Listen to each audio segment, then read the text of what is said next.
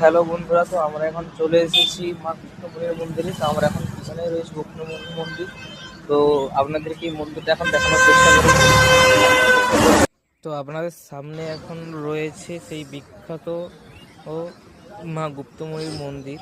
তো এই মন্দিরটার নাম আপনারা কোথাও না কোথাও শুনেছেন বা কেউ এসেছেন। তো মন্দিরটা সত্যি খুবই অসাধারণ, একদম রাস্তার পাশেই রয়েছে। ভেতরটা দেখানোর চেষ্টা করবো, হয়তো খুব ভালো করে পারবো না, পায়ে জুতো পরা আছে, আমরা একটা জায়গায় যাবো, একটু তাড়া আছে, সেই জন্যই এখন বা পরে আপনাদেরকে দেখানোর চেষ্টা করবো ভালোভাবে। এখন সেটা হচ্ছে না।